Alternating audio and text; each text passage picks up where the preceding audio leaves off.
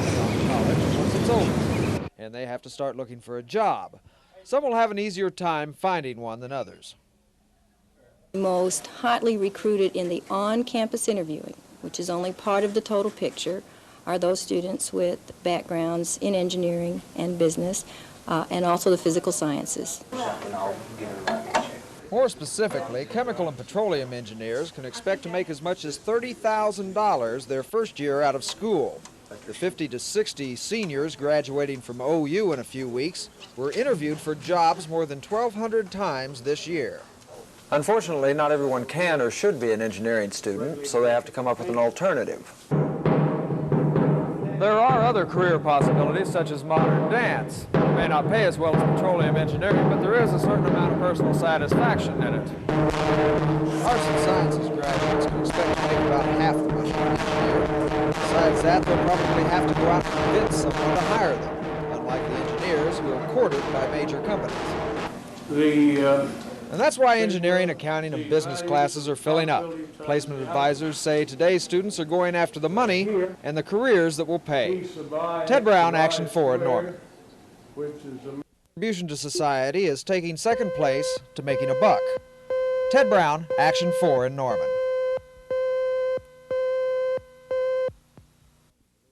I strongly believe that the exemption should continue for school districts and cities and towns, even though they might purchase through an agent rather than directly. And we anticipate correcting that or taking care of that problem with the passage of Senate Bill 227. That language of Senate Bill 227 I don't think would include a similar exemption for public trust. And I have no interest in trying to expand the exemption to include purchases by public trust.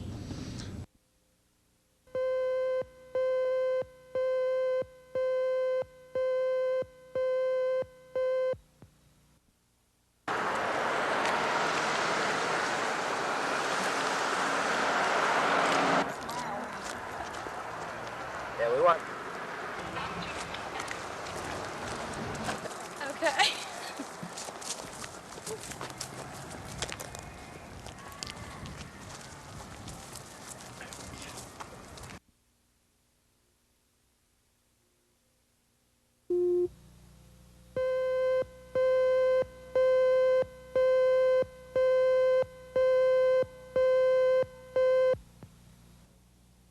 We have a survey that indicates 10 out of 17 similarly situated cities do pay time and a half for overtime, and they don't in Edmond.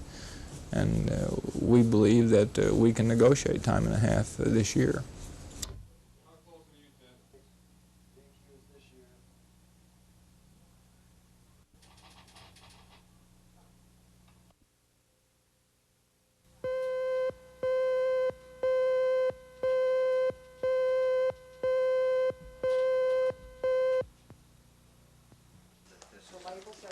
The American Federation of Teachers wants some of the overhead cut out of the budget instead of teaching positions. Overhead such as this school report sent out to parents 4 times a year. The AFT says the publication and others like it costs the district $70,000 a year. What my objection is the fact that they're sending them out. Just look around this room and see how many publications you have. There are over 40,000 of these going out. Well, the publication itself is a good publication. It's good public relations. But there are stories in here that absolutely have no urgency for the community. But Superintendent Tom Pezant thinks the publication is necessary to keep parents informed. I was given very clear notice by the board when I was hired that this was one of the areas that we needed to improve, and making an effort to try to get some information directly into the home requires mailing and not relying on the students to get it there. And I think if we're going to improve that communication with parents, we need to do a certain amount of that direct mail to parents. And I will advocate that we continue doing so, particularly when something like the school report costs you a penny a copy. They're still working on the budget. It won't be finalized until June, but one thing's for certain, 80% of it is in personnel. Pezant says it's a little difficult to cut any more from the remaining 20% overhead, since most of that's in fixed costs. Ted Brown, Action 4 from the Oklahoma City School Administration Building.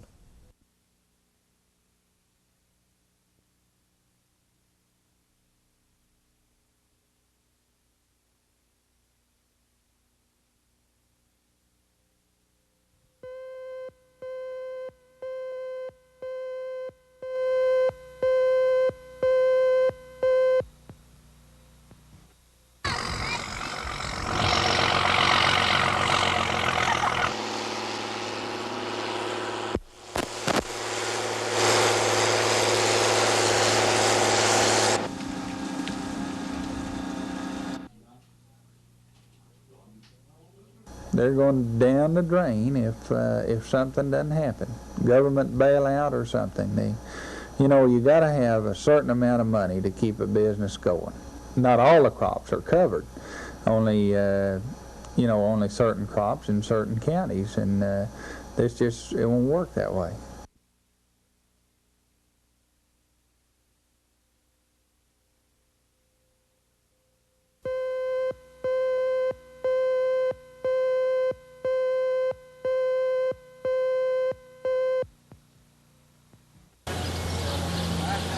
Rita Nauni has been behind the walls of the McAlester State Prison since Judge Joe Cannon revoked her appeal bond earlier this month.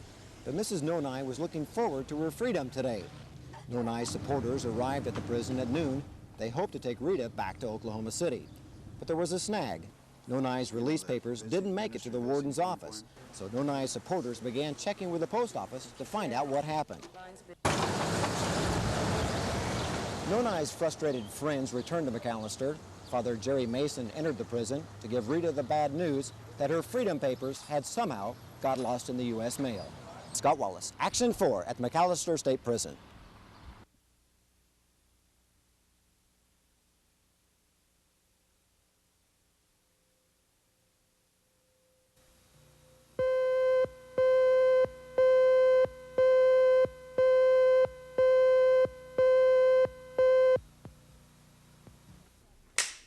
When I first got the promotional materials on Tribute several months ago, I said to myself, "Self, this looks like a good movie. I can hardly wait."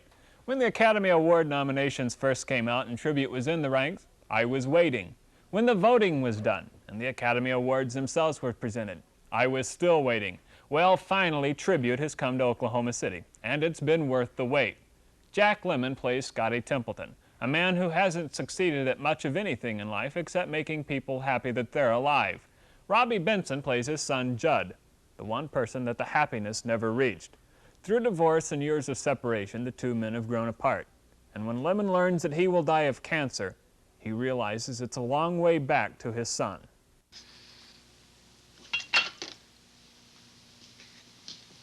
This may come as a surprise to you, kid, but I am loaded with self-respect.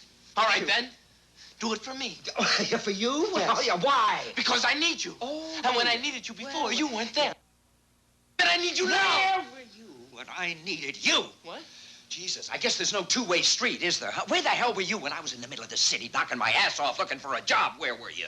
Where have you been for 2 solid years, kid? Isn't that funny? I haven't seen you rushing madly to keep your old man company, I'll tell you. You never insisted that I come. It was your choice. You shouldn't have given me a choice. Some people have accused Lemmon of overacting as Scotty. Don't believe it. I think the appearance of overacting is an important part of the character. Lemmon makes it both believable and lovable. And if you like Robbie Benson, you will probably like him as Judd. Lee Remick, playing Lemmon's former wife, is as sensitive as the rest of the story. You've waited a long time to see Tribute. Don't let the opportunity pass. You won't be disappointed. Charles Schnitzer, Action 4.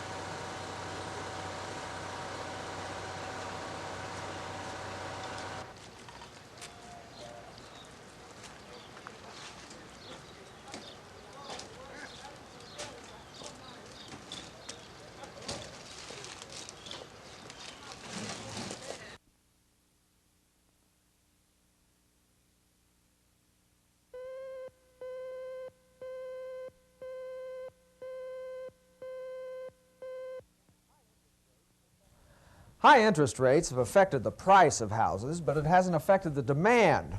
In a competitive market like Oklahoma City, builders have to do something unusual to attract buyers. Now, this looks like a normal house, but it has one subtle difference. The difference is these panels, and what's even stranger is these panels are on top of every house on this street. They are there to, you guessed it, heat water. 7 Oklahoma City home builders got together and filled a block with houses equipped with solar heaters. One builder explains why. This thing here is going to cost you probably 20 times as much as a regular hot water tank. You will get it back over the years. Probably you're going to look at a payback period of 10 to 12 years, plus you get a tax break right off the bat when you first buy the house. And that's just like $2,000 off the price of the house, isn't it? Right, that's exactly what it is. Terrell says builders are adding insulation, tinted glass, and other energy-saving devices, not because it costs less, but because today's home buyers are demanding it. Ted Brown, Action 4, Northwest Oklahoma City.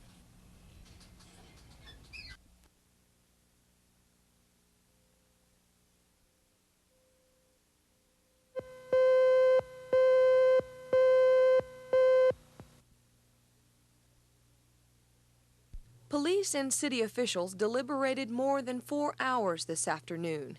The police officers have been negotiating for 3 things: time and a half for overtime pay, a new longevity agreement, and medical insurance for their dependents. At about 6 this evening, negotiators reached an agreement, but the officers will have the final say. Well, we're going to leave it up to them. That's the people we represent are the ones that have to be happy with it. But the team felt good enough about it to present it to the membership. Tonight it's business as usual for Edmond officers, but their present contract expires June 30th, so they've been keeping a close watch on today's negotiations. Sources tell Action 4 that the Fraternal Order of Police will vote on this new contract in just a few days. The officers have already turned down one proposal from the city of Edmond, so many people are optimistic that this new contract will be something both sides can agree on. Jane Boone, Action 4 in Edmond.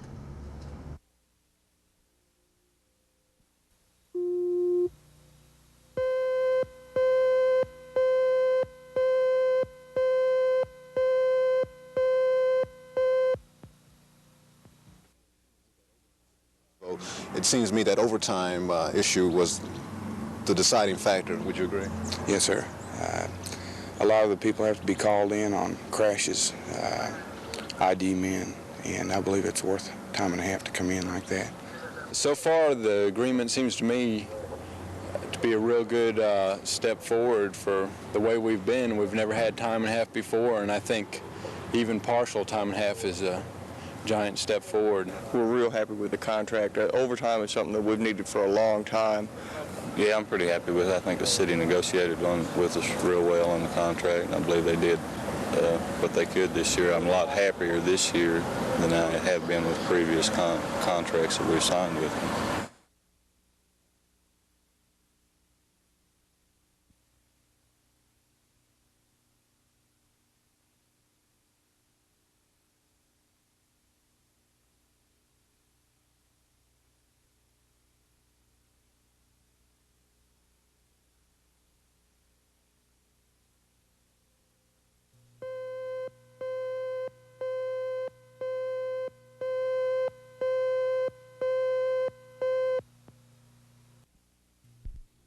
It was another day in court today for attorney Michael Gassaway, who's been charged with second-degree forgery for allegedly signing a judge's name to a court document.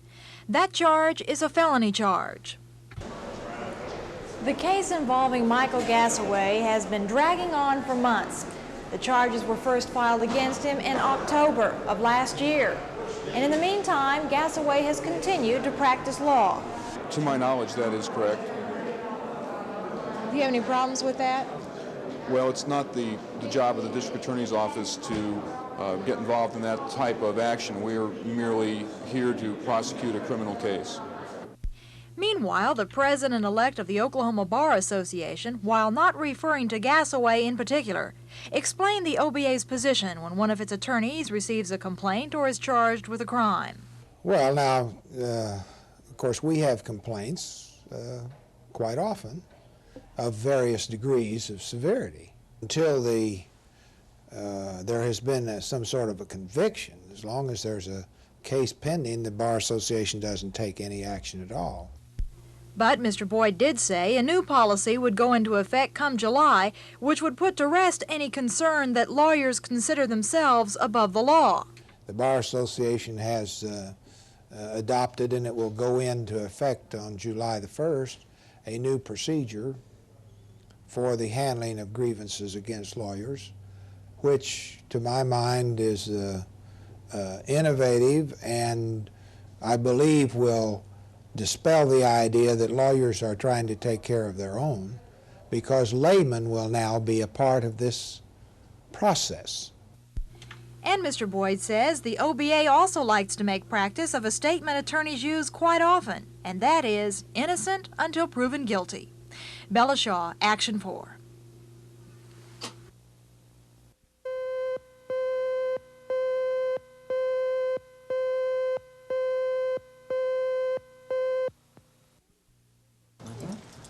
"46 members of Edmond's Fraternal Order of Police met behind closed doors tonight. Their negotiating team reached a tentative agreement with city officials earlier this week, and tonight the proposal went before a full membership vote. After only an hour of discussion, members voted unanimously to accept the city's new contract. They will now get time-and-a-half overtime pay and dental insurance for their dependents. Many officers consider the new contract to be a major victory. It's been a long, hard year because of the fact that this year we went in negotiations wanting certain priority items. And we fought real hard for them, did a lot of research and a lot of work to show the city that they are feasible, to prove that the money was there, and I think we did a good job on it. The Edmond Police Department is 5 officers short, so officers are optimistic that this new contract will be a good recruiting tool, and it will help them build their force back to full capacity. Jane Boone, Action 4 at the Edmond Police Department.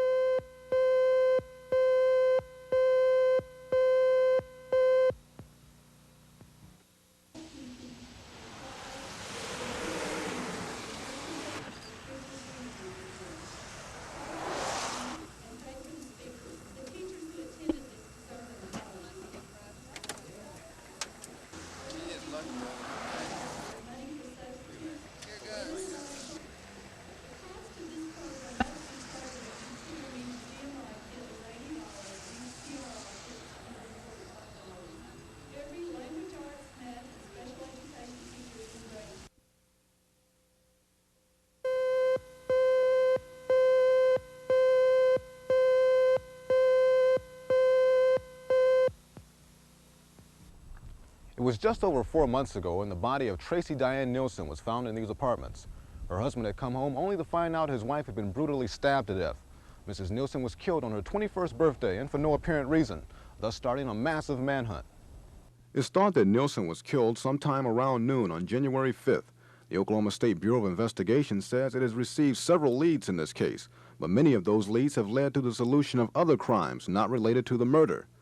Today, the OSBI told Action 4 that even though not much has been heard on this case lately, it is still of top priority. We have several agents working full-time. It's a full-scale investigation. As a matter of fact, we have 2 criminal analysts assigned to the case that are responsible for doing nothing other than just gathering the information and making sure the information is covered, that all leads are covered. In this case, the motive is not so clear. It could have been even a random killing. And since the case remains unsolved, we are definitely putting a lot of priority on this case. This is a composite drawing of a man wanted for questioning in the Nielsen case. He's described as a white male in his early 30s, about 5 feet 2 inches tall. He has a medium build, weighing 150 to 170 pounds. And finally, his hair is short and black, almost military style, parted on the left. If you have any information that may help the OSBI, call 427-5421. Ed Stewart, Action 4.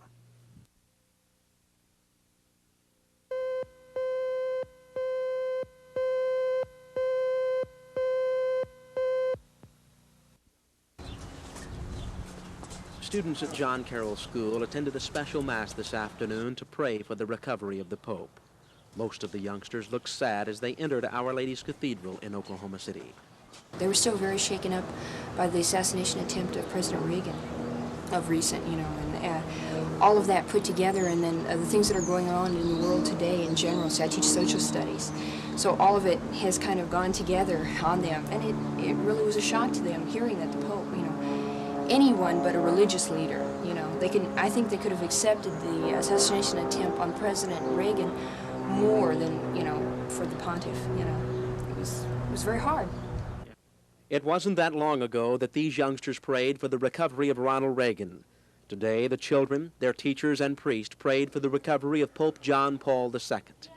The priest told the youngsters that the person who shot the Pope had to be sick. We shouldn't hate him, the priest said. We should keep love in our hearts. Ben McCain, Action 4.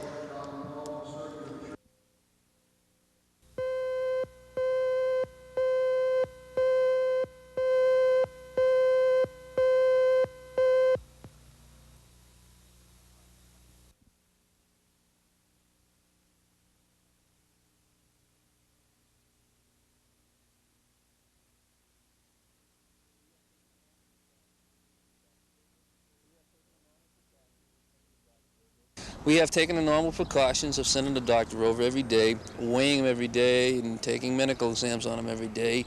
One inmate who's on the hunger strike gained a half a pound yesterday, gained a half a pound this morning. The other inmate who's on a hunger strike is down to the weight that he originally came into. Their conditions seem good.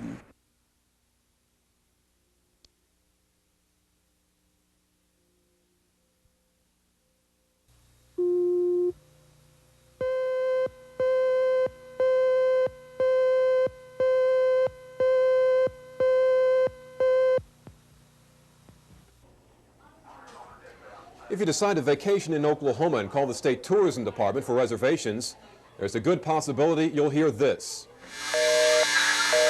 As a matter of fact, we called 26 times Monday, 33 times Tuesday, 6 times Wednesday. Every time we called, the number was busy.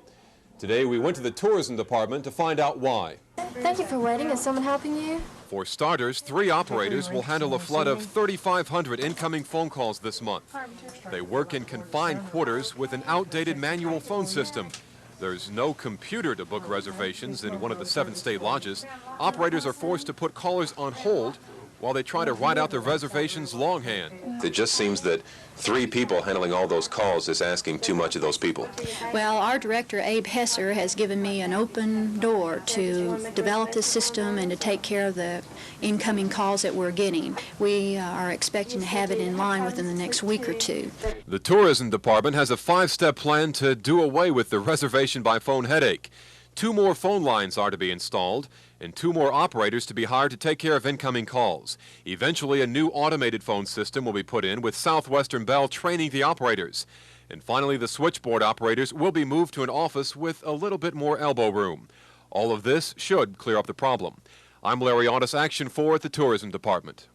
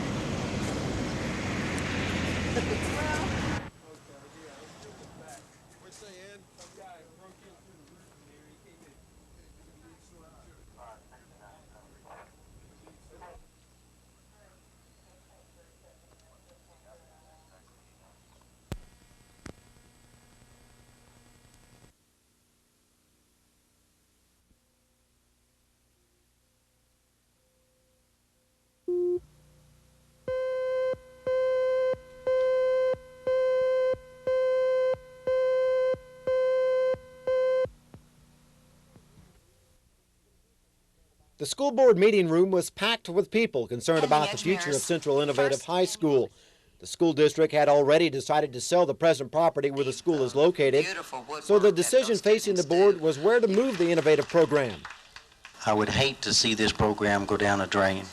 I realize that the building, Central High School, will probably be sold but please don't get rid of the program. Find another place for it. I beg of you, please. The two choice locations for the innovative program were Whittier School or the old Grover Cleveland Elementary building. One neighborhood association member made a suggestion which was popular with the crowd. If you would really like to do something for Oklahoma City and make a few brownie points, I would suggest you move your elaborate office out to Whittier School and let the children have this building. It was a tough choice for the board. Dr. Armand Start summed up the members' sentiment. And I feel very strongly that the Cleveland location, as recommended by our superintendent, is the only choice we can logically make. And we are representing the people. We're representing the children of this community. The board vote was 6-1 in favor of the Cleveland site. The innovative students were just glad to have a permanent home for their school. Scott Wallace, Action 4 at the Oklahoma City School Board meeting.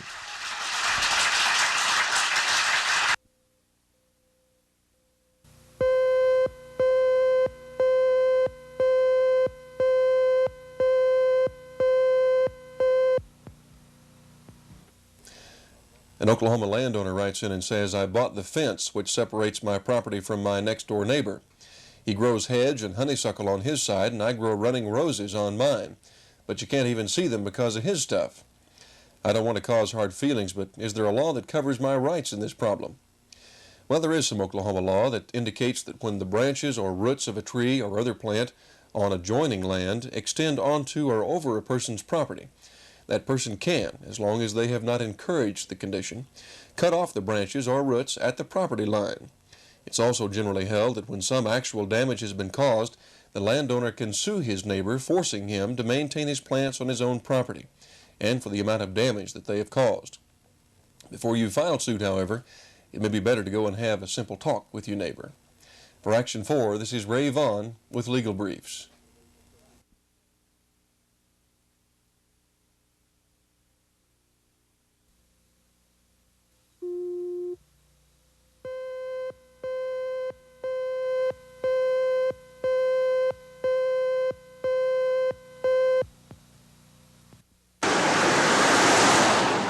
People in county courthouses across the state are concerned about the future of their government, since county commissioners are the board of directors for the county.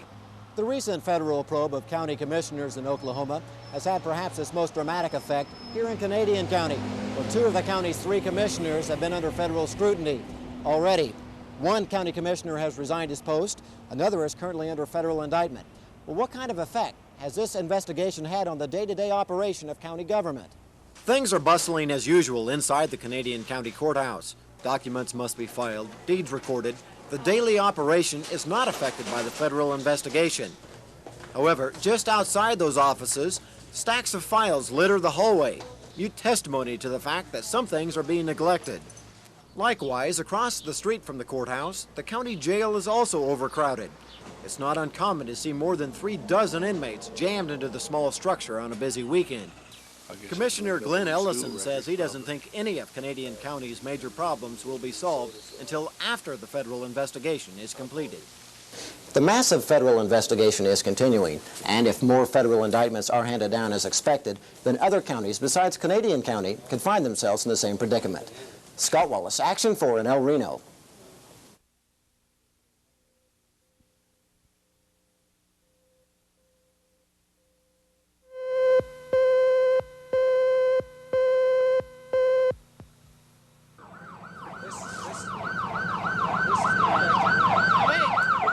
Paramedics worked feverishly to save the lives of 4 people involved in a serious accident early this evening. Witnesses say a maroon Chevrolet slammed head-on into a blue Camaro during rush hour traffic. Dwight Edwards was driving home from work when the maroon car sped past him. He passed me doing at least about 75 or 80 miles an hour. And he tried to miss this van, and that's what made him go over the center line and hit this other car here, this blue car here. Head on. Head on.